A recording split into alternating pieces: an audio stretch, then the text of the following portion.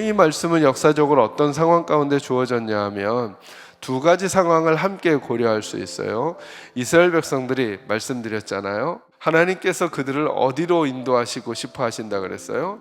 가나안, 젖과 꿀이 흐르는 땅.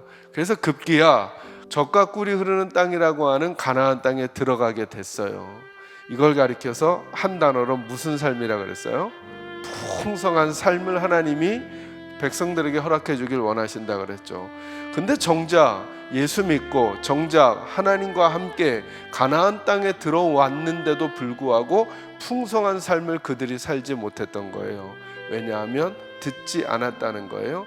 듣지 않아서 그들에게 생긴 일이 뭐냐면 가나안 땅에 들어왔음에도 불구하고 젖과 꿀이 흐르는 땅에 들어왔음에도 불구하고 저와 여러분으로 따지면 예수 믿는 삶으로 들어왔음에도 불구하고 상황에 어려움이 있는 건 어쩔 수 없어요. 가나안 땅에 들어와서도 적들이 쳐들어오는 문제들은 있을 수 있겠죠.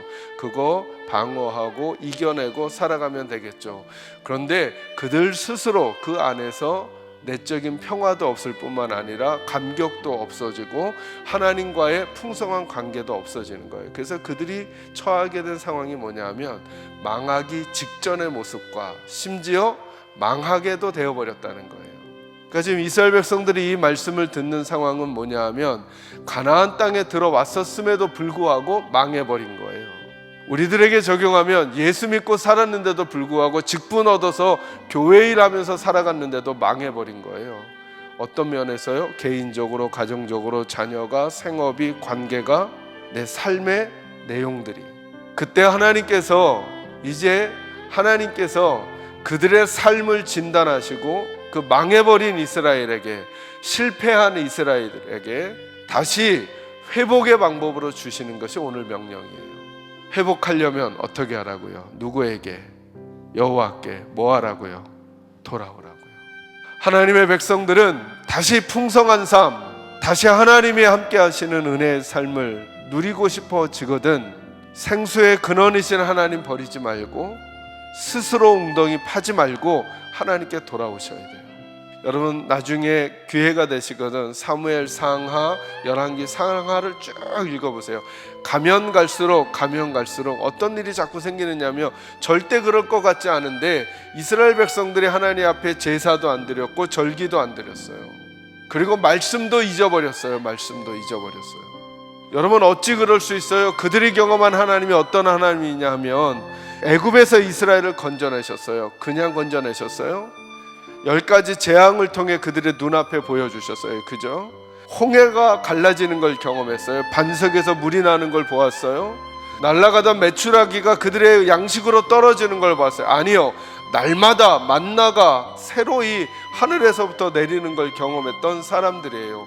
그런데도 정작 풍성한 약속이 주어졌던 가나안 땅에 들어가서는 도리어 하나님 없는 사람들처럼 말하고 하나님 없는 사람들처럼 생각하고 하나님 없는 사람들처럼 행동해 버렸어요.